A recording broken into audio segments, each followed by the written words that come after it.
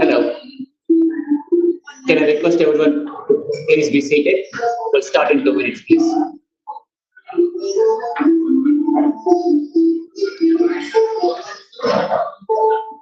Amit.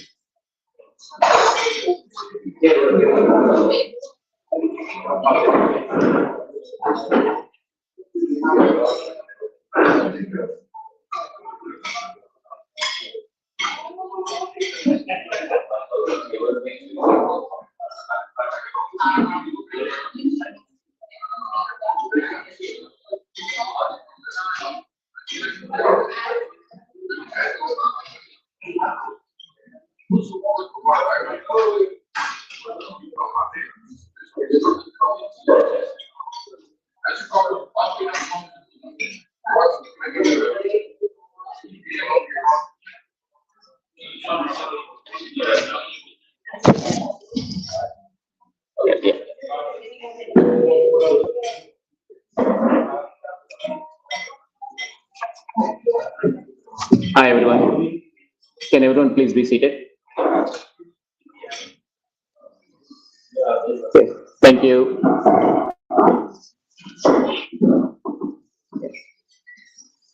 Thanks everyone. I would like to start this meeting by acknowledging the Daruk people, the lands on which we are meeting today. I pay my respects to elders past, present and emerging and celebrate the diversity of Aboriginal people and their ongoing cultures and connections to the lands and waters of New South Wales. On behalf of Peoples of Indian Origin Chamber of Commerce and Industry, it is my pleasure to welcome my colleagues, our members, our guests of honor to this evening in Sydney. We are meeting on the heels of resoundingly successful visit of Indian Prime Minister Sri Narendra Modi ji to Australia. It is yet another big bilateral visit with multilateral dimensions. Modi ji always energizes and enthralls as he did it on 23rd May at the Arena in Sydney, along with Australian Prime Minister Anthony Albanese. For the second time in less than 10 years, It is pure delight for the nearly 1 million Indian diaspora settled here in Australia, be it NRIs, PIOs, students, or businessmen. This visit by Modi has taken bilateral relations to a new height, set the stage for the new Quad relationship between Australia, Japan, US, and India, as well as strengthened the Oceania region ties with India as Modi ji held the third forum of Indo-Pacific Island Cooperation Summit with 17 heads of government of the island nations in the Pacific.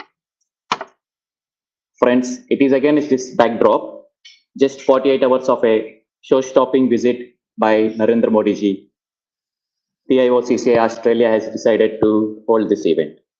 We are proud to welcome the global partner of PIOCCI, Invest India, the National Trade and Investment Promotion Agency under the Indian government's Ministry of Commerce and Industry. As a Chamber of Commerce of, for, and by the Diaspora, we are also celebrating the rise of India and its economic power, India's G20 presidency, as it hosts the G20 summit and the Shanghai Cooperation Organization summit this year in New Delhi. Let me now request my friend and colleague Amit Nandalaskar to set the tone of today's event, introduce PIOCCI and our special guest, and provide an insight into the future course of action. Thank you.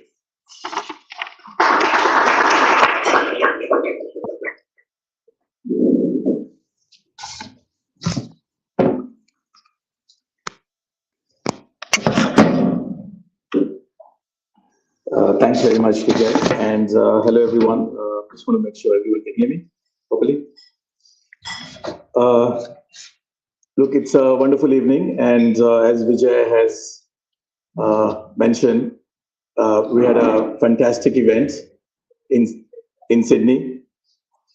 I think we waited for almost 4 years. 8 years after the event in 2024. So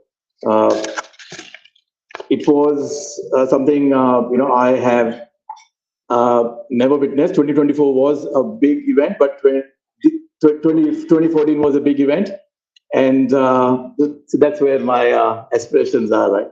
And this year's was much bigger and better than before. So absolutely fantastic. Look, as a convener for PIOCCI Australia, Australia chapter, I'm not sure if you have heard about PIOCCI before. It's People of Indian Origin Chamber of Commerce, and I'm proudly, saying that this is body based out of India, and we work globally. There were many events PIOCCI are organized. I'll give you a snapshot of who PIOCCI is, and that will tell you what kind of activities or future path we will look to take here. So we will soft launch a PIOCCI chapter in Australia today as well. Look, I've been working with my core group and colleagues for the formal public launch for a while. And thankfully, Piocci accepted the offer. I mean, we partner with Invest India globally. This was one of the best opportunities for us to, get everyone together, bring Invest India, showcase PIOCCI, and just showcase the possibilities of how Indian diaspora in Australia can engage with these platforms. My core team, I think you met Vijay Chennupati, Rajkumar Valakonda, he's in Melbourne, Piocci was here, and Bimal Joshi. So these are the people who have been behind this particular event. So I really want to thank you for your participation, coordination, and support. And this is the team which will take this platform ahead. I especially welcome and thank our guests of honor, Councillor Reena JTG, and would like to thank our friend and well-known Rahul JTG for joining us, and again applaud him for the great event on 23rd May with Modi ji. So that's something which will stay us for the rest of our lives. I'm not sure, Rahul ji, when is the next time you're getting him down here again, but not a good question to ask now. So, look, today's special event of PIOCCI with our partner Invest India is curated due to the presence in Australia of our partner Invest India's dynamic CEO, Mrs. Priya Ravaji. And it is a privilege that this event coincides, with the big and bold visit of Prime Minister Modi ji to Australia. This event and the formal launch is made possible due to the support and presence of all the special guests attending today, who will be part of laying a foundation in Australia of a global chamber or platform that will, help the Indian diaspora with India and the diaspora globally.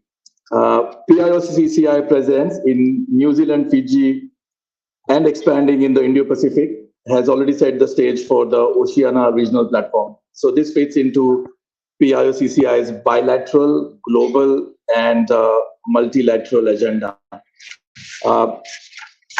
It's although we are saying this is a PIOCCI Australia, but most of the activities we'll be conducting will be for the Oceania region. So for our friends here, this is something to really keep in mind. Modi ji has recently announced a strong cooperation with the Pacific nations, and this also presents a wider opportunity on how Invest India and PIOCCI could plug in the right channels for everyone. Little bit about PIOCCI. Look, by virtue of its name and charter, is a global business platform working closely with reputed business leaders in India and the Indian diaspora to promote investment and international trade opportunities among them. PIOCCI was created as a registered society in India in 2003 with the advent of the Pravasi Bharatiya Divas, which we call PBD most of the times, and launched by the government of India. PIOCCI mission is to network with individual people of origin, people of Indian origin, PIOs, we call, non-resident Indians, NRIs, PIO, NRI enterprises, and other overseas Indian organizations of all sizes to explore new dimensions on building economic partnerships, both internationally and in India. A major objective is to provide vital connections between the diaspora, India's union government, and state governments. Over 20 years, we have proudly established a base of business leaders among the Indian diaspora community to establish regional and local chapters, and also leaders who host chapters in states of India. PIOCCI has a full secretariat office in Delhi. Our unparalleled reach and deep understanding of both Indian diaspora and ecosystems places us in a unique position to present and engage our members in trade and investment opportunities. But I'm proud to announce that someone like me who's looking at ANZ, we got the presence in 185 countries globally, and there are people like me in other countries who are leading the platform. So that really shows you the depth of how we could engage and leverage this particular platform. Look, one thing I would like to mention from the PIOCCI perspective is in Jan 2020, I was actually at that event. Hello, Lord Mayor Seventy. In 2020, PIO Investor Help Desk was launched. It was a joint initiative launched by PIOCCI with Invest India. It was absolutely fantastic from my end. Piocci was there for the launch, and it's something where I saw how Piocci was communicating that how PIOCCI and Invest India should collaborate together and make this as a very strong initiative to reach out globally. The National Investment Promotion and Facilitation Agency that helps investors looking for investment opportunities and options in India. So the help desk went live, and that's something accessible for everyone. The objective of the help desk, PIO Investor Help Desk, is to serve as a single point to present tremendous trade and investment opportunities and help orient, handhold, and execute the opportunities as well. People of Indian origin constitute the largest diaspora in the world. I'm losing a count on the numbers. Every time I look up on the internet, it's just adding on. But as per the Ministry of External Affairs, there are at least 32 million overseas Indians. So it's a very powerful diaspora. People of Indian origin are heads of states and governments, leaders of political parties, cabinet ministers, and part of ruling establishments in all parts of the world. They are influencers, and the knowledge and the thought leadership which they bring. And last thing, not to mention, but the successful entrepreneurs which we create in whichever country we go. I think that itself shows the huge potential.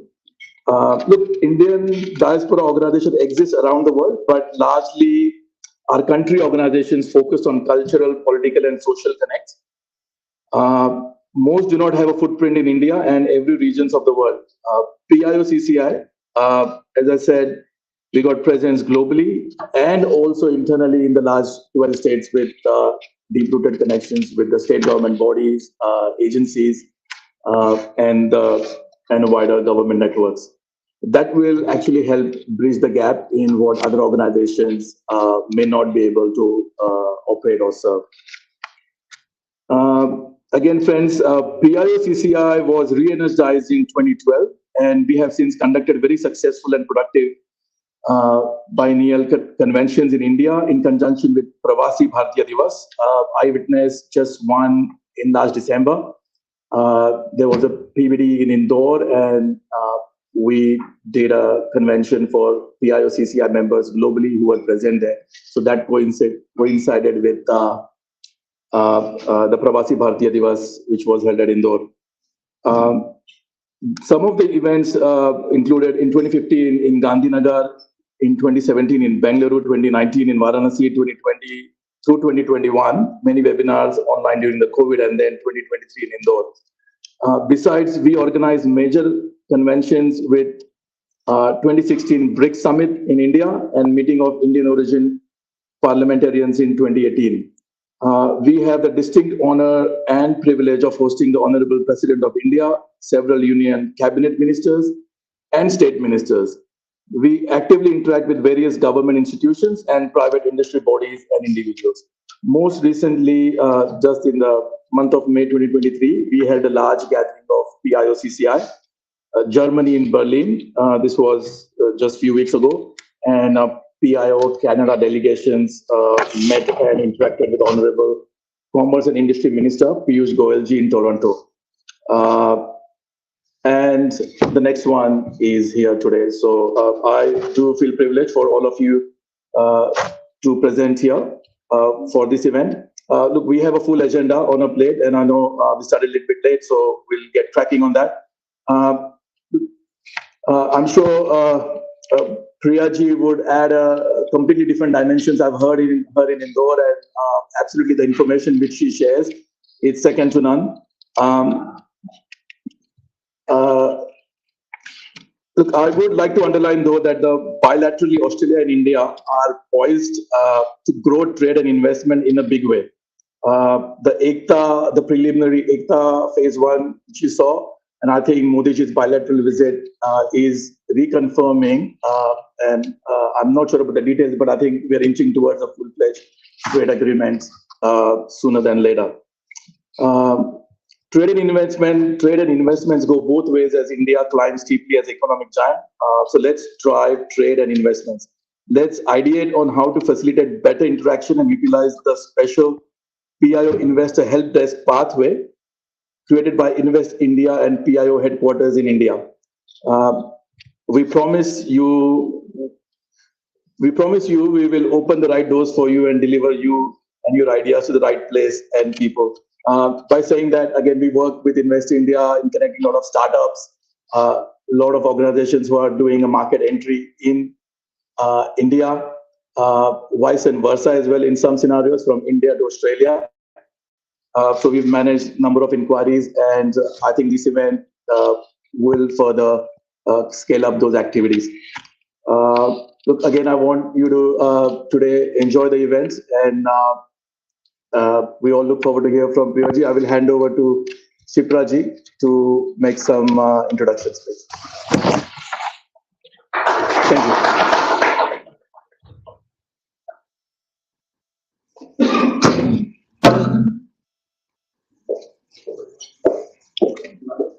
Hi. Before we hear from Ms. Priya Rawat, our keynote speaker for the evening, let me start with inviting Lord Mayor of Parramatta, Samir Pandey, to come and share his thoughts. Thank you. Good evening, everyone. Welcome, Priya Rawat. Pleasure to see you in Sydney. Is this your first visit? Yeah, welcome. Welcome to Parramatta. And I also acknowledge Rina Jodiji, councillor from Hillshire, and all of you for being here. And can I welcome you all to City of Parramatta as well. Before I begin, I would like to acknowledge the traditional owners of the land and pay my respect to elders past, present, and emerging. Thank you. As some of you would know, I was elected Lord Mayor of City of Parramatta on Monday. So this is day. So this is day 3 in my job, and it wasn't a bad day at all on day 1 when we met Prime Minister Modi ji and Prime Minister Albanese on Tuesday. We were very pleased to have this in City of Parramatta. Olympic Park is part of City of Parramatta. We are very pleased to have both the Prime Ministers in City of Sydney, in City of Parramatta. But most importantly, we also, I'm very pleased with the announcement we had on Tuesday for Little India, which is a significant, it's one of the first in Australia. And while we are in Little India, I also would like to acknowledge Sanjay Deshwalji, who has been doing a lot of work, advocacy work for Little India as well in Harris Park. For those of you who don't know, Little India is a branding that it's a precinct that we would like to have in Harris Park. Our vision for Little India is to make it a national and international destination. So over the next coming days to come, we would like to see what we can do, how we can engage with the community, and we would like to take the community in this journey as well. It's not that it's just a project of an organization or council or federal member. It is driven by the community, and we would like the community to be on the journey. So it's a very important project, and as I said, we would like this to be a national and international destination to showcase the Indian culture, the Indian food, the Indian cuisine in Harris Park. A lot of you would know Andrew Charlton, and I would also like to acknowledge his work towards Little India and the contribution, 3.5 million grant that he has offered, which will help to create and activate this. It's very significant for all of us. It's significant for City of Parramatta as well. We have Chinatown in City of Sydney. We have Little Italy in New York, and this is where we would like Harris Park. We would like Little India in Harris Park. I'm also very pleased that Parramatta now is on the itinerary of global leaders like Prime Minister Modi. We had the Prime Minister here. We have a number of dignitaries and foreign leaders who have been to Parramatta in the past few months and few years, I would say. This morning I was hosting a delegation from Seoul, and it's again a large place from South Korea. And we had a delegation from Seoul, and we spoke about a number of things, including how we can improve trade and commerce with Seoul. And I'm very pleased that you are here today. We would like to see, we would like to explore options in City of Parramatta. I was not aware that you were coming, or else we would have hosted you in council and probably given some presentation of what council is about, what Parramatta is about. Just to give you an idea, we are the second largest economy in New South Wales. approximately 29 billion worth of economy, second to city of Sydney. We are the fifth largest in the country as well. There are some very important aspects of Parramatta which makes it very unique for investment as well for a number of reasons. We have a thriving CBD. We have a education precinct. We have multiple universities which are based in Parramatta. We have Australia's largest health precinct, Westmead, which is based here as well. We have Powerhouse Museum coming up. We have stadium. So a number of things which makes it very unique in its offering. Our population is approximately 250,000. It's projected to grow to 460, almost double in the next coming 15 years. And you can see the growth that will happen here in the coming 15 years. Right now, about 30% of the population is in high density in the city of Parramatta. Again, in that period, 15 years, 70% would be high density, 20% would be medium density, 10% would be individual dwellings. So again, it shows the growth that will happen in Parramatta in the coming 15 years.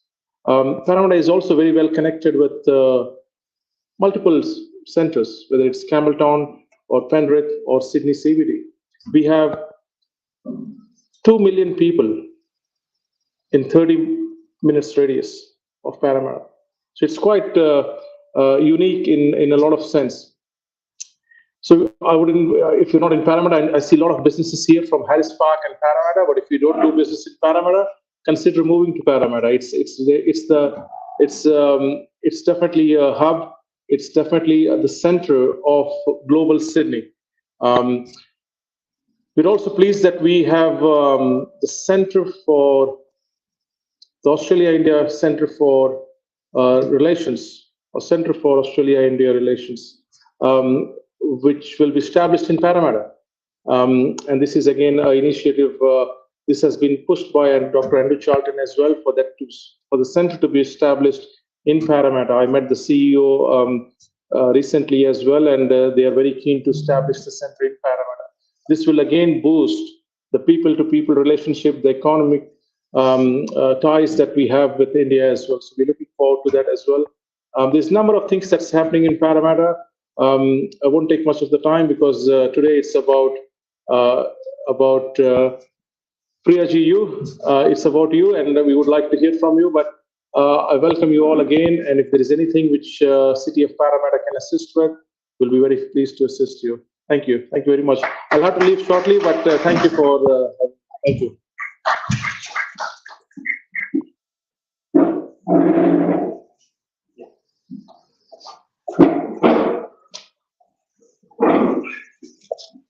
Thank you, Samir Pandeyji. That was a great insight on Parramatta City, and I know you're carrying really important job on your shoulders at the moment. This event is getting live telecasted on PICCIO channel and is watched by Australian High Commission in India and also other organizations. So next, I would like to invite personality we all know. She is a businesswoman and two-term elected councillor for Hills District Shire, Reena Jeti, Councillor Reena Jeti.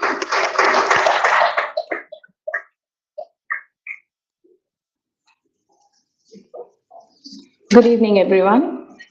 Thank you for having me. My name is Councillor Reena Jeti, and I'm a councillor from the Hillshire Council. And I would like to very much acknowledge Councillor Samir Pandey, Lord Mayor of Parramatta, the first person of Indian origin to hold this position. That deserves a big round of applause. And talking about a lot of expectations and you're carrying a lot on your shoulders, I must say, Samir Pandeyji, we are so proud of you, and you have all our support in carrying out your future endeavors and achieving much more success. Congratulations again. I would like to also acknowledge all the business people in the room. I would like to pay special regards and compliments to PIOCCI team and Amit Nand Laskarji for organizing this event at such a short notice to welcome Priyaji to the business precinct, the business hub Parramatta, the CBD of the Western Sydney. When I look at trade and industry, it takes me back to my school days. And I asked my teacher, and at that time the subject we were taught was civics, remember? And I said, Miss, what do we mean by trade? She took it to a very basic, simple level, and she said, barter system. If you have an orange and if your friend has an apple, you want an orange, but your friend wants an apple. So the other way around. So how would you make that happen? I said, well, I can give half of my orange and have half of his apple. She goes, yes, pretty much. Or else you can say that I have one orange today and you have apples. So how about we collect all the week along and then we exchange? And that is what is trade, what big people do. As a student, I could understand that the needs of one nation being satisfied and met by another country will definitely be a very prosperous prospect moving forward for both the countries. Like today in Australia, how many students do you think come every year from India? Any idea? I can tell you right now, it will be shy of 90,000 students coming over from India to Australia every year for their higher education, which makes India the second largest contributor of student growth internationally populated in Australia. Now multiply that with the number of dollars that each student is contributing to the Australian education economy. Now that is a huge contribution if you look at it from Australia's point of view. Second largest contributor of student population, and education is the number one industry in Australia, the money making, the churning industry. Now, what is India getting in return? Let's come to imports and exports. Australia at the moment imports, I will just talk about the top 5, the processed petroleum oil, crude oil, cars, delivery trucks, the smartphones that each one of you is holding right now, and other equipment which is used in industry of medical science. This is all imported as a top 5 in Australia. And any wild guesses which one is coming from India? None. Majorly, they are being imported from other countries other than India. But India has so much to offer. The metro that we take every day, that has come from India. You just name it, and the technology, that is coming from India. So what is the reason? What is holding back to have more imports in Australia from India? That reason needs to be identified. It is the responsibility of each one of us as a business person to understand that this barter system will work both ways only when we start exploring more and newer options. Today, we all are highly involved in the industry that we are experts of. Speaking for myself, I have a small business which definitely deals in precious metals. Now, Australia is importing gold, but not from India. Which country, which females, which section of women in the world has the most gold? Come on, guys. You all buy it for us. You should know that. So if India is the consumer for such a huge quantity of gold and a manufacturer as well, then what is holding it back from exporting it to Australia? Now let's take it. We were just hearing from our Lord Mayor, Samir Pandeyji, that Western Sydney is booming.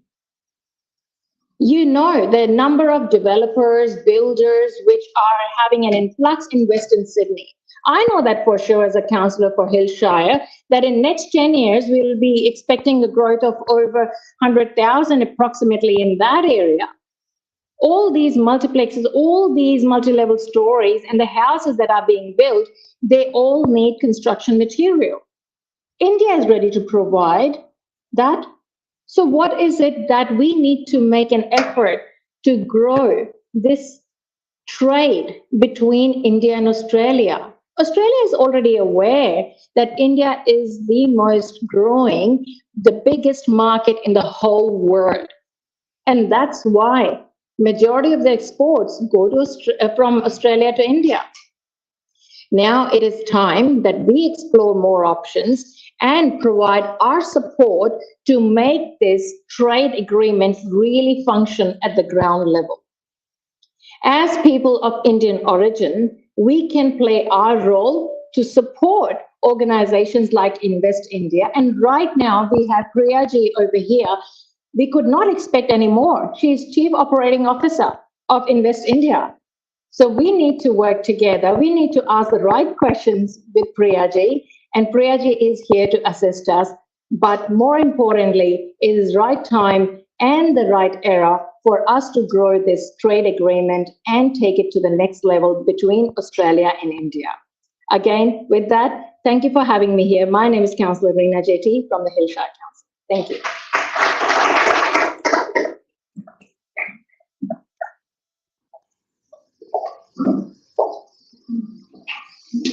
Thank you, Reena ji. We all know you are inspiration for a lot of Indian businesswomen in our region. So I would like to correct. It is, I said PIOCCI TV. It's PIO TV, which I was referring to.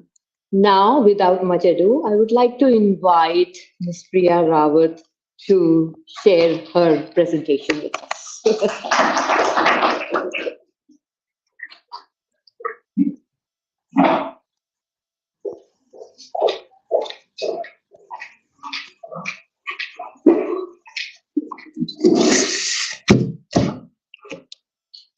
Are you putting up the presentation? Yeah. Did I get the presentation up?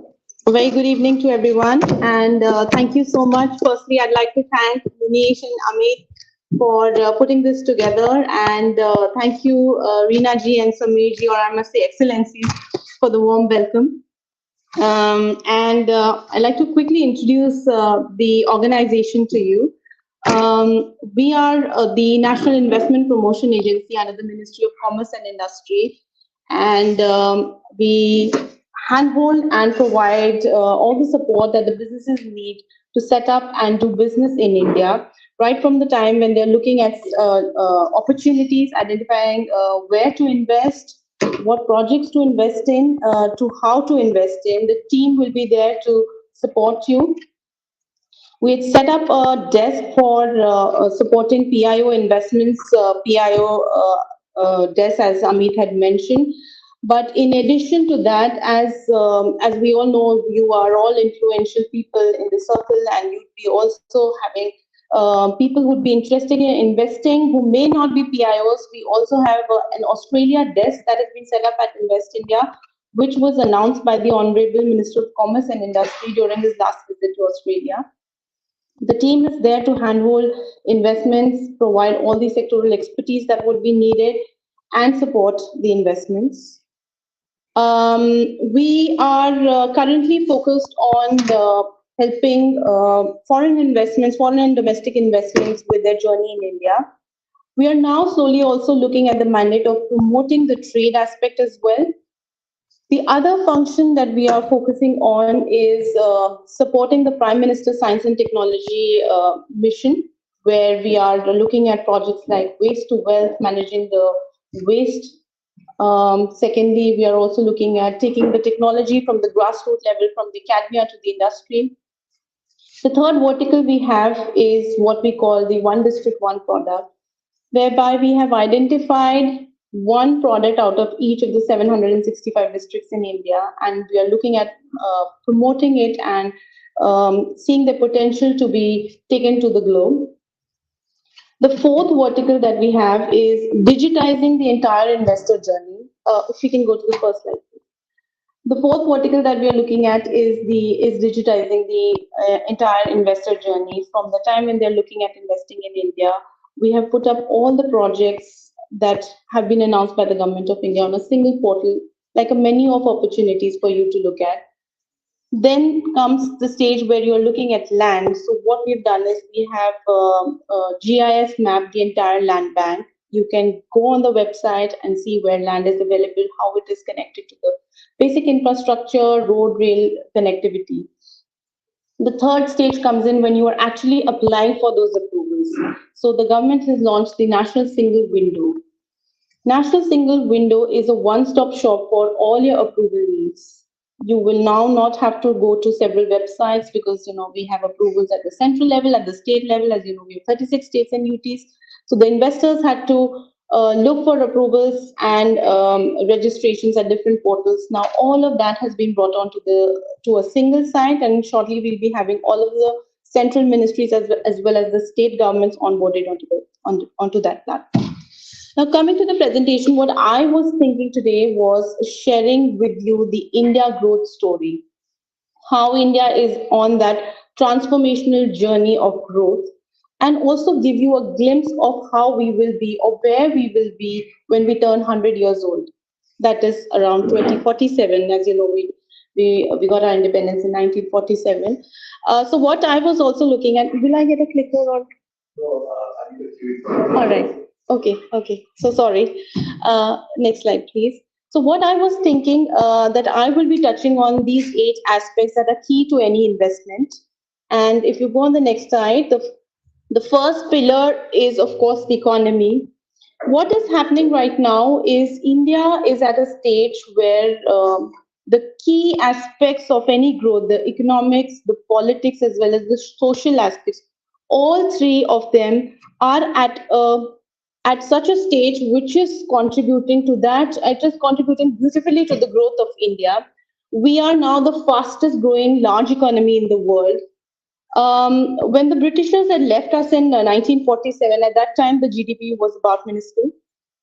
Today it stands up at about 3.5 trillion. But what is interesting to note is that it took us 67 years to reach that 1 trillion mark.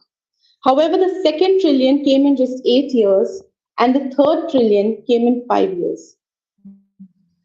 This is the speed at which India is growing. And what is also interesting to note is that while we are the 5th largest today, we were the 10th largest just a decade ago. We have overtaken countries like Russia, Italy, Brazil, and France. And probably by the end of this year or next year, we will be close to Germany.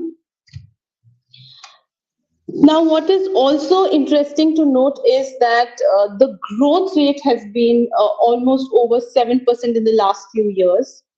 And if we look at the investment part of it, foreign direct investment, which is a direct indicator of how the global businesses, how the global investors are looking at India.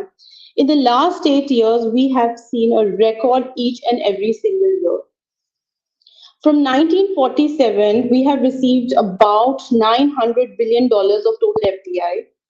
However, please note that in the last 10 years, almost 50% of the FDI had come in the last 10 years. So this is also to show how quickly the foreign investors and the global investors are looking at India as the most favored and most preferred destination for investment.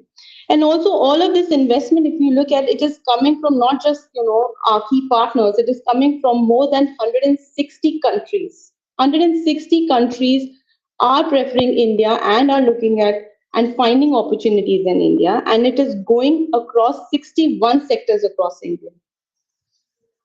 And it is not going to just the key cities in India, it is going across 31 states in India. So this is how the FDI is spread. This is the kind of opportunities India has to offer. And 93% of this investment has come in through the direct route, meaning it doesn't require approval from the government. It is coming out automatically on its own.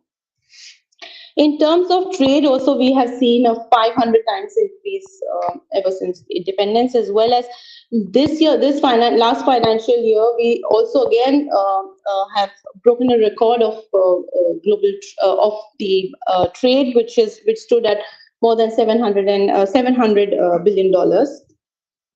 We are also now in fact, the largest population in the world, and in terms of the skilled workforce or in terms of the working population, we are the second largest country, and the average age is 28 years. If you can move to the next slide, and this is, in fact, if we talk about the demographics, this is favorable in the sense that we are not only going to be the largest and youngest working population, we are going to continue to be the youngest for many years, at least up to 2047.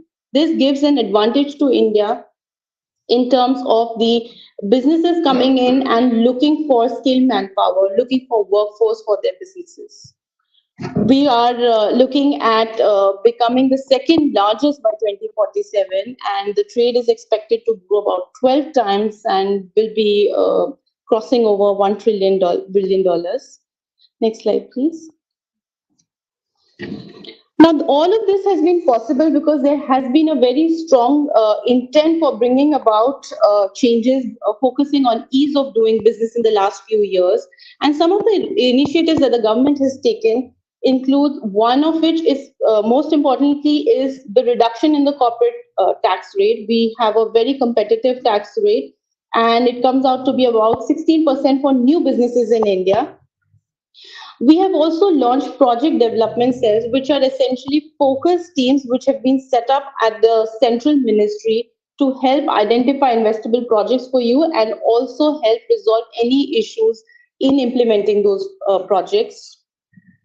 In order to attract investments, we are also providing financial incentives in the form of production-linked incentives. The government has identified 14 strategic and focused sectors where we are looking at investment, and we are giving incentives worth $26 billion.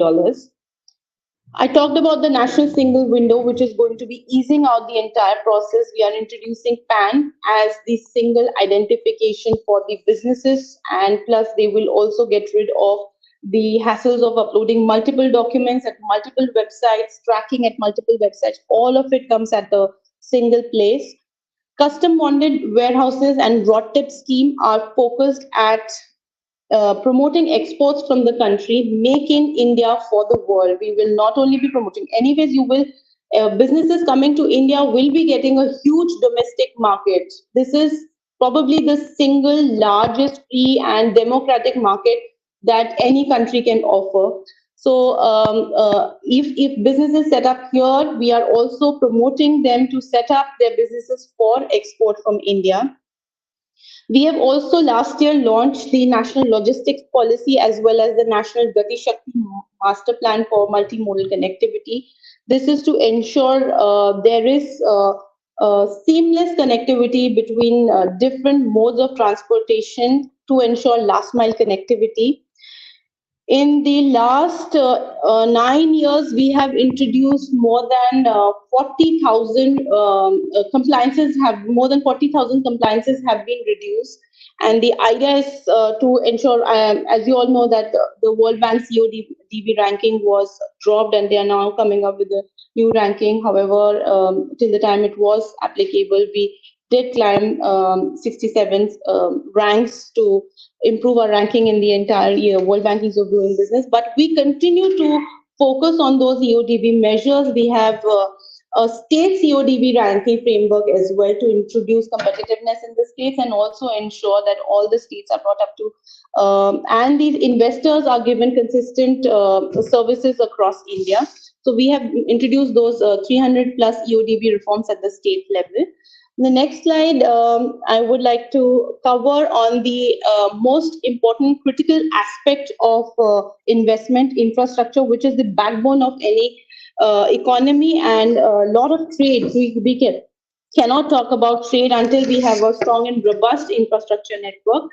the government has focused on each and every aspect. I talked about the multimodal connectivity, the Gati Shakti, PM Gati Shakti master plan for multimodal connectivity. Indian Railways, as you all know, is the number one railway network in Asia. We are carrying 8 billion passengers annually, and that is the total world's population. We are carrying the world's population annually on our railways, and that's just the number of people who are buying the tickets, not the ones who are traveling on top of the roof. We are also looking at increasing the highways and road network. 10 years ago, the speed of construction of roads was 70 kilometers per day, and today we are constructing roads at over 30 kilometers every day, and we are planning to take it to about 50 or 60. We have for railways also, we have also introduced dedicated freight corridors for the carriage of goods and transportation of goods. We have introduced industrial corridors across the country to connect all the major metro cities, starting from Delhi, connecting to Mumbai, to the Delhi-Mumbai industrial corridors, and so on, connecting Bangalore, Chennai, Kolkata, and then way back up to Delhi. So that is how the entire industrial corridor is being developed. And not only the industrial corridor is being developed, we are also developing clusters across those corridors, and some of those clusters are dedicated towards certain sectors to promote growth of those sectors across those corridors. Then we introduced the Sagarmala initiative, which is port-led connectivity, developing clusters across the port so that the passage of goods can be made more easier. They can be directly transported for exports and imports. In terms of aviation, we are strengthening our 400 plus airports and also building 100 more new airports. And that is how we will be by 2047. We will be having a railway network of 7,000 kilometers, as well as we will have more than, the railways will be expanding to more than double its capacity. The next slide I would like to talk about is technology. So Digital India was introduced in 2015 by the Honorable Prime Minister of India. And at that time, our ranking in terms of data consumption was 131. Today, we are just below the Nordic countries. We are now the second largest population on the net. We are also the largest population not yet on the net. We are, in fact, last year we saw 41% of real-time transactions in India, which amounted to about 48 billion. The fintech adoption rate in India is fastest. I do not need to carry my card anywhere. I can do all my transactions. I can carry out all my work with my phone itself. The Honorable Prime Minister had the vision of Jam Trinity. You would have heard of the Jan Dhan Aadhaar Mobile. Jan Dhan is opening of the bank accounts, which ensure direct benefit transfers. After the launch of Jan Dhan, we saw 500 million new bank accounts opening, which included 67% rural as well as 56% women bank holders. This all was to ensure financial inclusion. We have 1.3 billion Aadhaar cards. The idea was to give an identity to each and every individual in the country. And the third aspect of Jan Dhan, of the Jam Trinity, is mobile, where we have 1.2 billion mobile users. So the idea is to ensure all of these are connected, and the government can transfer the incentives, the benefits to the user directly using this, and also ensure financial inclusion of the masses. Then we have India has now become, in fact, I will be covering startups in detail, but if you can move to the next slide. Yes, so today we are the third largest startup ecosystem. We are also the third largest in terms of number of unicorns. And we are also number one in terms of new startup added every day. During pandemic in the year 2021, we were adding one unicorn in every 29 days. In 2022, we were adding one unicorn every 9 days. We have 765 districts in India, and out of these 765, 745 districts have given us a startup. So the startup story is not just happening in the metros, in the Bangalores, and the key hubs of India. It is spread across India in the tier 2 and tier 3 cities of India. The new India is now not just limited to the cities, it is now moving towards the rural India, to the villages in India. And 11%, remember, 11% of the world's population is in the villages in India. And every minute, 30 people are moving from a village to a city. 21%, making that 21% of the workforce will now be in India, will be contributed by India. And with this movement of villages to the cities, in next 10 years, we would have created an entire new United States of America. We will have to give them infrastructure, we will have to give them the housing, we will have to give them drinking water, all of the facilities we have to keep providing to those people who are having the same aspirations as anyone sitting in a Delhi or a Mumbai. So the government is planning to ensure, and this is also giving us the opportunity, this is giving the businesses the opportunity to be a part of this good story, to contribute to building new India. Yes, next. Another key pillar that we have also seen a lot of growth is innovation and R&D. R&D is something that businesses usually like to keep it closer to the head offices. But we have been seeing that the largest R&D centers that some of the companies have been setting up outside of their head offices has been in India. We have seen LG, Cisco, Qualcomm, all of them setting up their largest R&D centers in India. We are also ranked #1 in terms of Global Innovation Index in the Central and South Asian region. We, as Invest India, are also supporting, as I had said, the special initiative of the Honorable Prime Minister for Science and Technology called Agni, Accelerating Growth for New India Innovations, connecting the labs to finding solutions to not just businesses, but also for strategic areas of India's interest, like the forces and also for the state governments. Then the last bit, I believe, will be,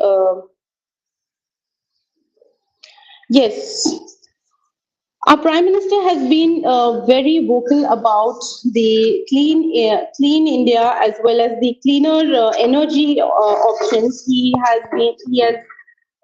India has taken a lead into announcing and executing the global initiative of the International Solar Alliance, which is bringing together, which was initially envisaged to be a collaboration of 121 countries that have the maximum solar potential lying between the Tropic of Cancer and Tropic of Capricorn. That is being led by India, and we have also announced very ambitious targets for renewable energy, including 100 gigawatt for solar energy, which is now also being revised to 300 gigawatts, given that we have a 700 gigawatt potential for solar radiation. We have more than 300 sunny days in India. With this enormous potential, we are bound to become one of the major countries with solar installed capacity, and because of which we have also now started looking at attracting investments in the solar manufacturing. And I talked about production linked incentive scheme. Solar manufacturing is one of the sectors that has been identified and one amongst the 14 sectors for PLIs. We have set targets for ourselves to being net zero, as well as to by 2020, and also reducing the carbon emissions by 2030.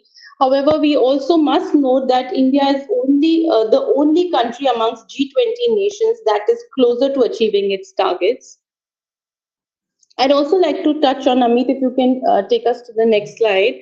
on the India-Australia relations, we must note that Australia-India relations, and if we especially focus on the FDI coming in from Australia into India, currently it doesn't stand at much.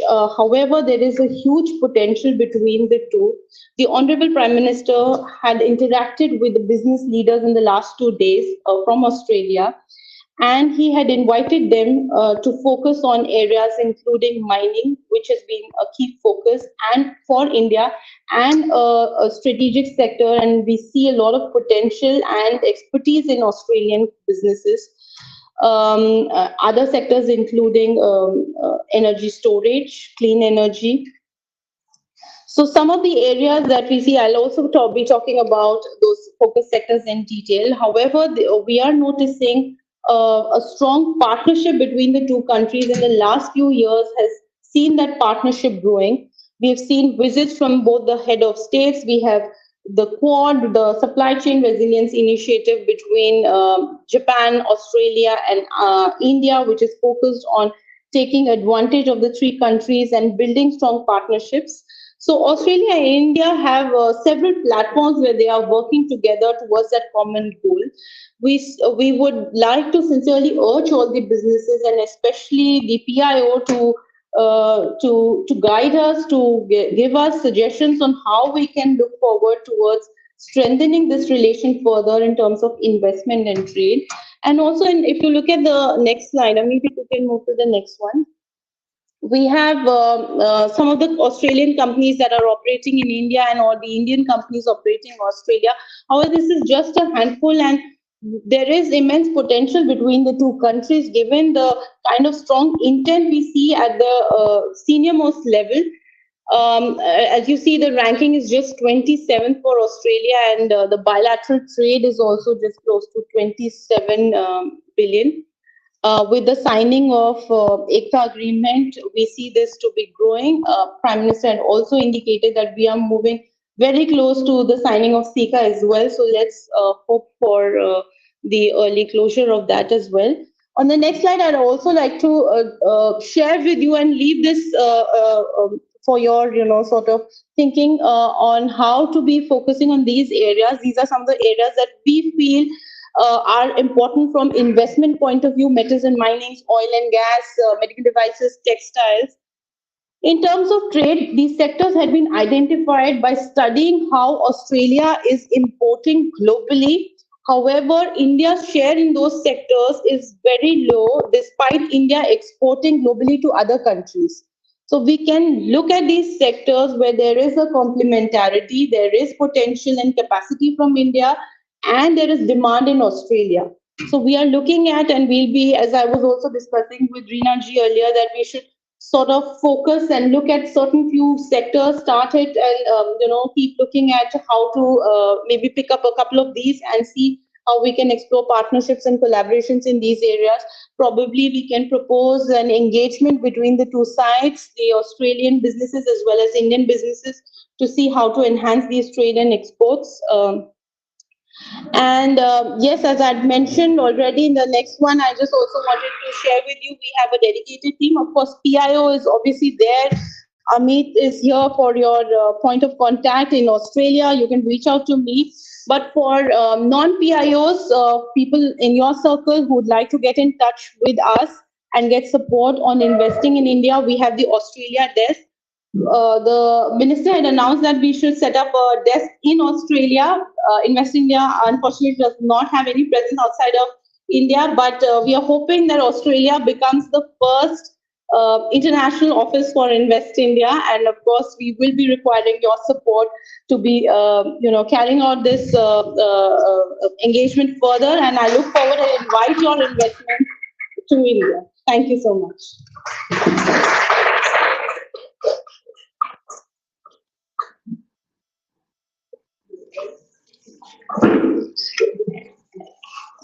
Thank you, Priyaji. That was absolutely insightful. I would like to invite Councillor Reena Jetty now to acknowledge and thank Priya on our behalf. Thank you very much, Shipra. What a beautiful presentation, and also encapsulating what all we can look forward to make this relationship much more stronger between the two nations, Australia and India. At the same time, the beautiful role that we as people of Indian origin could play in strengthening, moving forward, collaborating, and giving our advice and guidance, but at the same time, having a learning in this growing relationship. I would like to thank Priyaji again for this beautiful insight. Thank you very much, Priyaji. Priyaji, may I request you to come forward one more time, please? And here I'm a bit biased. Look at this. Chief Operating Officer and a female for such a big company. Yes.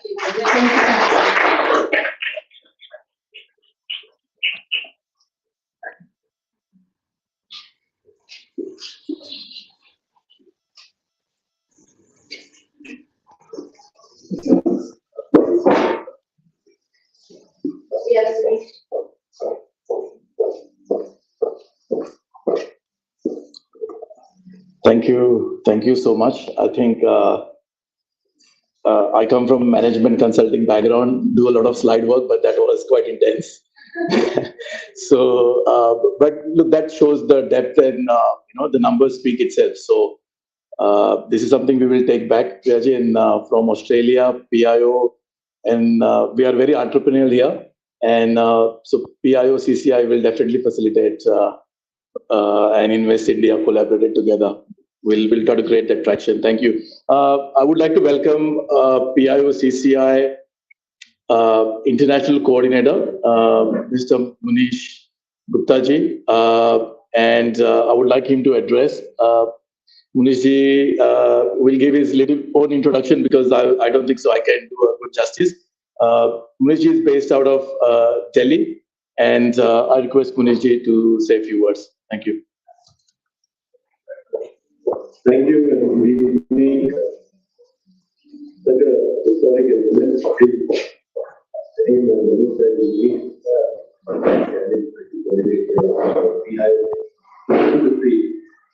a great pleasure this event. Every being for many years together a critical core group. Nice and big. I know the Prime Minister to Australia. And also, it's incredible that at the same time, we are able to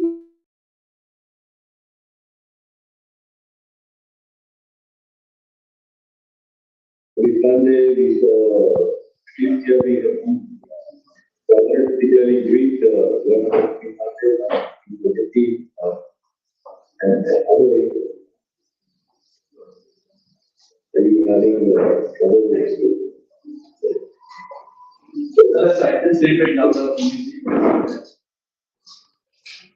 Is that better?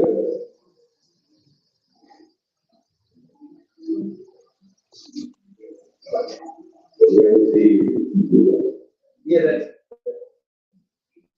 But let me continue. I can speak now. Thank you very much to our colleagues today and meet people, everybody who's there. Really, I love seeing events like this. I haven't been to Australia since 2000. Last year was the only speaker invited by the speaker. And I haven't come back since that. So then that to see back more. I want to thank Priya, the friend, and the India Ministry, the Department of Investment Property as well as the Ministry for giving us a good initiative. For just for background, my background is media perspective. I first connect with Australia perspective because my love is getting back. It's a long story with me. I was a and then I have over a period of time, I became I mentored and invested in technology. IT, ICT, fintech, health, hygiene, and some of the sectors. And I'm sure that we are in Australia will ensure that we can see between India and Australia to do a lot of justice to compete in the ecosystem of startups, with technology-led innovations on both sides. That's the piece. Also, I wanted to let you all know that we work very closely with Invest India and the external affairs. Unfortunately, we set this up at very short notice, where we will love to see the participate. And the announcement that was all very much time, and we have and thankful to the Australian ICT for joining us at the short notice of live broadcast. And I hope we are to be participating events globally and contribute all of the that. So that's the charter of that. Once again, thank you very much. Teachers, and now you got to quiz. We are excellent presentation. We are Chris, you know, I've seen on a new and emerging media in this. So let's continue with the Q&A side. Thank you. Using the in India.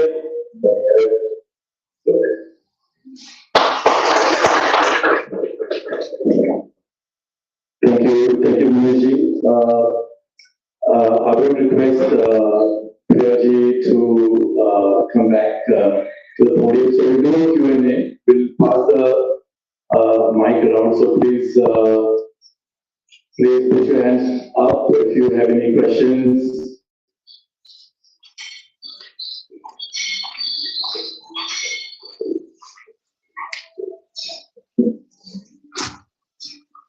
Thank you, Priya, for such an awesome insight. My question is quite a big one, and I did see a couple of industries which were on the recommendation list. My question is, are any of them women-led, or is there any focus of women-led industries if we want to go in that area? That's a great question. In fact, I'm not sure if you're aware, we have an entire ministry dedicated for women and child development. We have states as well as center offering incentives to women entrepreneurs, to women-led businesses. There are financial incentives given to them. So I would not say that there are any specific sectors that have been dedicated or are primarily led by businesses, but India is at a stage where we are looking at promoting more and more women to come up in the development of the country. And also, if you, so that is one. And if there is anybody that you know who would like to take support, we have an entire startup desk which is focused on supporting the startups, helping them set up their businesses. The Startup India initiative launched by the Prime Minister in 2016 is being executed by Invest India. If there is anybody who you know of is looking at that opportunity, Invest India will be, our startup team will be happy to help. Wonderful, thank you. Thank you. Alpha.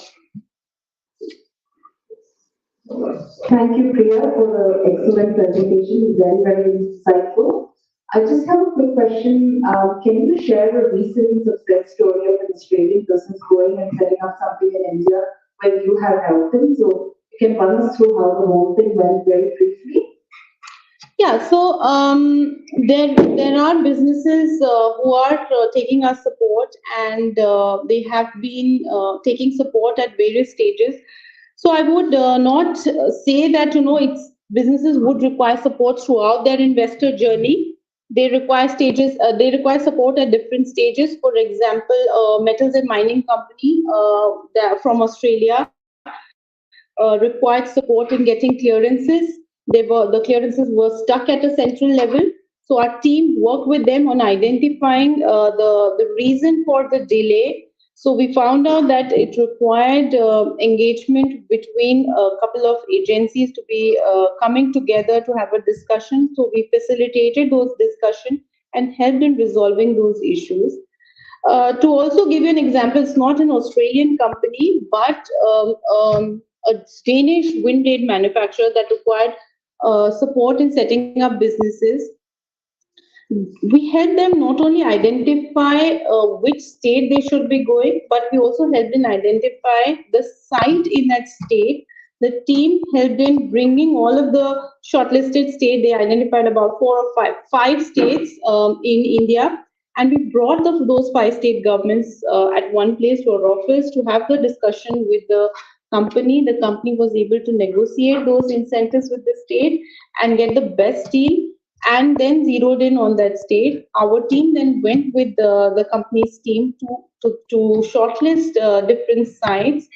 Now, because it was a wind blade manufacturer, they had issues like, they would need a straight road to the port for export. They would not want turns because it's a huge, long, almost 100-meter blade. So we helped in finding the route in which, they will be taking to ensure there are no, bridges, so that because it's also heavy. So we do that kind of support, which is also, very intricate and requiring more detail and expertise in terms of, the landscape, the infrastructure, the current policies, the support.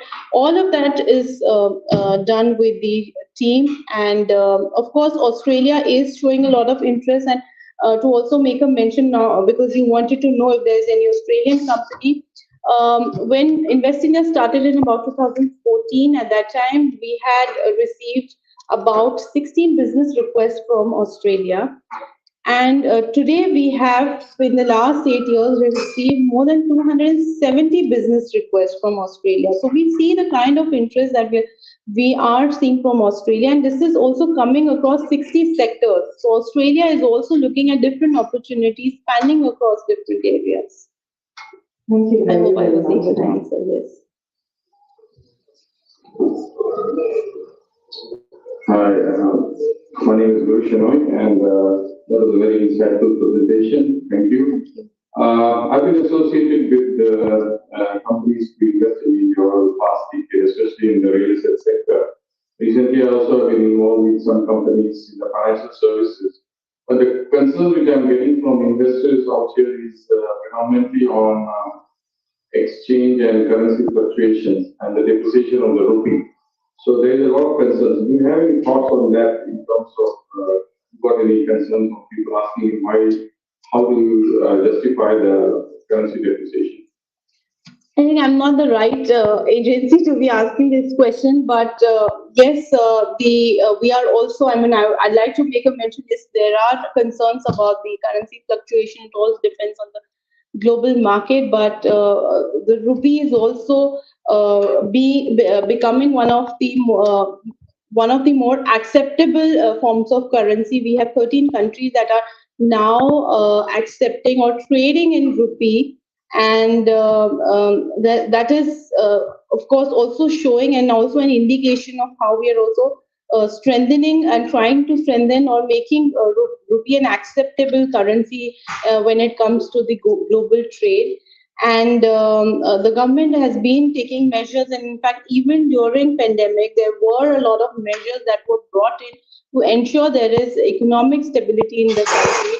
The finance ministry had introduced a few measures for ensuring the stability is there. But yes, that's something that that will only happen gradually with the economic growth and with the strengthening of businesses, and as well as the measures that the government is taking. I think yes, we should be seeing some changes in near future. Thank you.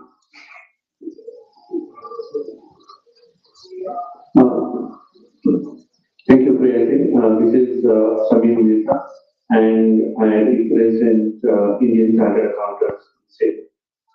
So, Mike, thank you for that insightful presentation, but I would say a couple of slides where I would merge. So, one of the slides where you mentioned that only 4 Australian businesses have got offices in India, that was It really came as a surprise, especially when we are the fifth largest economy. So what do you think would be 3 or 4 factors that prevented top Australian companies from setting their offices in India? Why they are not considering diversification? What's stopping them? And what we Indian diaspora can do to make it happen? See, one of the reasons and the topmost reason is the inherent nature of Australian businesses. They have not been very aggressive investors compared to America, Korea, Japan, that have been very traditional investors who have been investing across and globally, especially in Asia. If you see Japanese companies, they have had a very strong influence in on Asian countries for a very very long time. And Australia has not invested so much. The other reason I feel is that Australia's strength lies in primarily, I would say, if I have to look at the top 2 sectors, is mining and education. And those 2 sectors had been very closed in terms of investment. They were very guarded up until now. However, we are now opening up the mining sector, and as I also indicated, the Honorable Prime Minister also invited many mining companies. In fact, he had one-on-one meetings with mining. Out of the 3, 2 were mining companies that he had met. So this indicates the kind of intent that we have towards attracting investment in this sector, not only for prospecting, but also for inviting more advanced and safe technologies for mining. The other is education. Education, so far, none of the foreign universities in India were allowed to set up offline campuses. With the announcement of the National Education Policy, which is in draft right now, and we are looking at the finalization of that policy in near future. We look forward to having more universities in India, and the Honorable Prime Minister also met several of the universities from Australia during his interaction with business leaders, inviting them to set up. We already have the 2, in fact, the first of any of the universities that have announced after the announcement of the draft National Education Policy is an Australian university. Deakin University, as you know, has already announced setting up their campus in Gift City of Gujarat. So that is a very first step. And yes, the progress has been slow. And like I said, that the partnership is not as strong as it should be, despite the intent.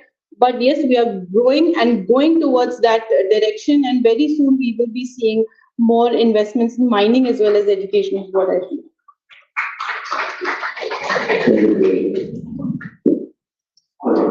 Thank you. My name is Vijay, and I'm a fund manager as well. And I got my company back in India with around 150 people back in Baroda, Pune, and Bombay.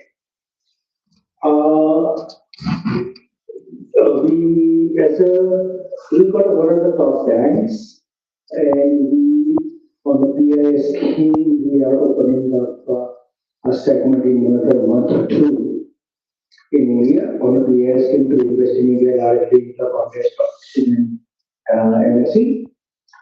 With the top banks, the only problem I'm having is it's very easy to open a demat account, NRE account, and those things with the bank in India. But for NRE, it takes almost 1 month time. So if you can help me, I am really appreciating we can go, because one of the top bank has failed in UK and other places because for the culture and those things issues, because it is a way you need a local partner who knows the local, and banking industries are very, very difficult. I understand there is a politics as well. But for a company like us, we are AFS and licensee. This can be done without that. So I think if you, for in India to open a bank account and to open a different account, it takes 15 minutes. But for an NRI, it takes 1 month. And we are in A category country, which Australian regulations are very good, extremely good on the anti-money laundering, AML things. So they can help me into that I can have, maybe I'm not sure,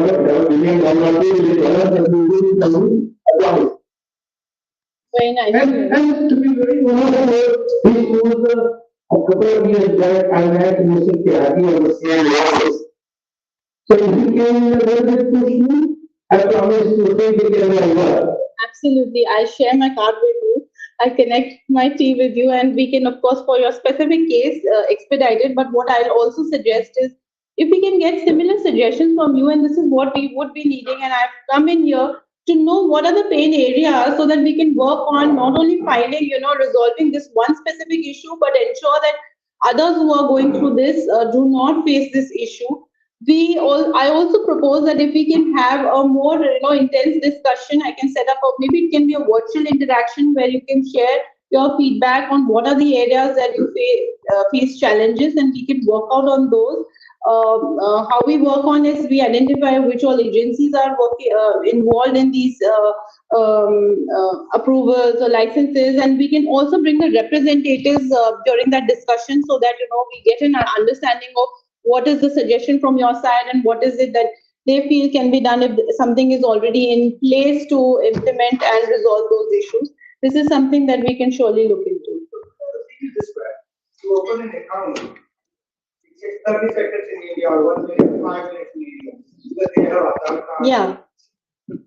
They have an Aadhaar card and those things which are very easy. But for same thing, it's a completely manual process. Yeah. And I understand, look, I don't have a problem with that. Because I'm an entrepreneur and my job is to find a solution. But I'm talking about the top banks who is working as a partner with me because they are failing in that. So I'm with say the chairman Tyagi. He said that Australia is an A-class country on city of regulations. So I think just like we need people like you to work with that particular bank, and if that can be done in an easy time instead of 1 month, if it can be done in 1 day, we can get around, we got 750,000 Indians. Absolutely. We have 300,000, there is a big number, and I think 4 or 5 billion dollars can easily do, and same is in other countries as well. absolutely. And so, because I'm working with Venezuela, people is having around 140 million crore rupees in Indian terms, which is big numbers. So this is just a process. If you're happy, very good.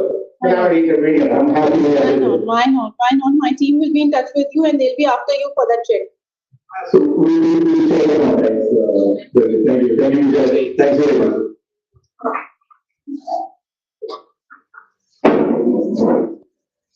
Thank you very much. Such a great pleasure to learn so many things and having you as a women entrepreneur, women leader, COO Invest India, Mrs. Priya Ravasi. My name is Neeraj Dubal. I'm one of the community member here, like everyone else, running a small business with my husband. We work in the disability sector at the moment, but my husband has a couple more businesses on his own. Today, I would like to ask a question in terms of awareness and education. The topic that has been brought in this room today was brilliant, excellent opportunities, and we've shared about it. Like others said, very eye-opener presentation. In terms of a new investor, or probably the one who is struggling, going through and hasn't been gone forward, hasn't achieved any path forward, was there any kind of education or resources or awareness the ministry or Invest India currently can offer, not only to women, but to any other as well, like a new investor? The opportunities for them to learn more than licensing and more than available options, and how to succeed in that, moving path forward in this. Absolutely. What I'll also suggest is if you all get time, if you can log on to our website, which is called www.investindia.gov.in. What we've done is we have listed sector-wise opportunities. We have also listed state-wise opportunities. We are now launching a new module whereby you can compare, if you are interested in a specific sector, you can compare across all states so that you can see which state will be better for your businesses in a specific sector. We have also launched the India Investment Grid, which is a portal, like I mentioned in the beginning, a menu of opportunities of projects. You can scan project basis the size of investment, basis the sector, basis the district. Many of the PIOs we have noticed they'd like to connect more with their own home districts. So if you'd like to find projects in your home district, you can go to that website. The Ministry of Finance had announced their national infrastructure pipeline. We have also now hosted that entire national infrastructure pipeline of Ministry of Finance on the India Investment Grid. So all the highway projects, all the roads, railway projects are now being hosted there. We have the National Asset Monetization Plan, National this one, the National Asset Monetization Plan is also hosted on the IIG platform, India Investment Grid. So you can look at that. If you still feel that your business is, different and is not fitting into any of those, you can connect with our team and we can guide you on what are the other incentives that will be applicable. Many states, as I said, offer incentives to women entrepreneurs. There are missions of the government like the National Health Mission, which may be applicable to you. Many beneficiaries fall under the National Health Mission. Government has any support being given to people who become a part of the National Health Mission and work with the government in introducing. We have the Heal India initiative launched by the Government of India, promoting India as a destination for medical tourism, inviting people from across the world to come and take advantage of the strong medical system that we have in India.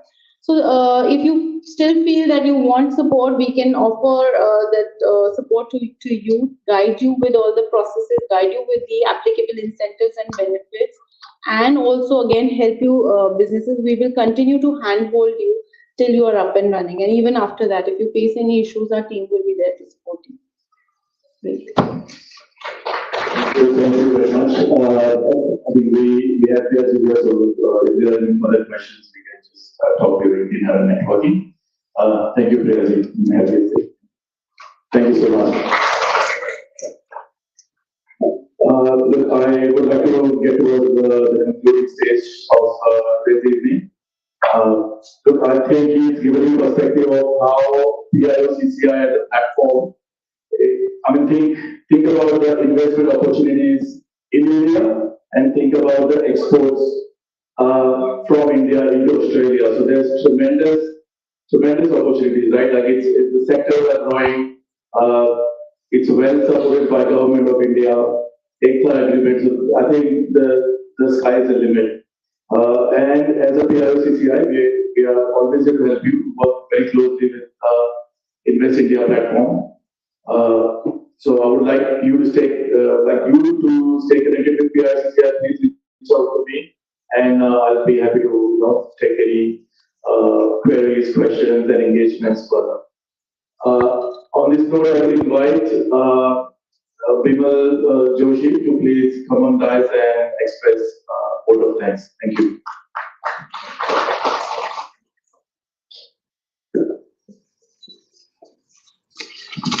First of all, thank you so much for coming over here, spending your, I think so, the most valuable time over here. I would like to say thanks to Ms. PIG in fact, and the Invest Team India. She planned this event with PIOCCI Australia and recently and stayed back to allow us to host a special event tonight properly. I wish also thank to our family for joining us and hopefully the host, Rawat, and now the part of PIOCCI family. We must thank the headquarters in Delhi to lead us into this special event, and we have been a part of Big India event for years, including at the PBD in Indore in January this year. A special shout out to Munish Guptaji, the international coordinator, for detailed support. Many thanks to his PIO TV team lead by Anil Yadav for his live transmission of this event to PIOCCI members in Oceania and worldwide. We must thank our special guest of honor, Lord Mayor Samir Pandeyji, and the Councillor Reena Jetiji, and the community leader, husband Rao Jetiji, for taking time out with us and set the stage for the takeoff the event. Last, yet this one of the most important, a sincere thank you and a hearty welcome to all our new members and invited guests, without who we as an institution and today as the event does not stand. We ensure your confidentiality that PIOCCI will measure up to your expectation as a Chamber of Commerce and provide you the pathway, which will give you the connectivity and even the network with you to achieve your goal in a trade and investments. Until the next time, then friends, have a wonderful dinner and networking tonight.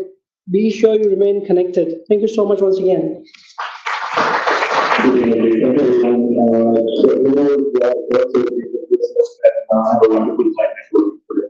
There are good opportunities as well, so please, take some good photos for us. Thank you. On that pull-up banner. Thank you.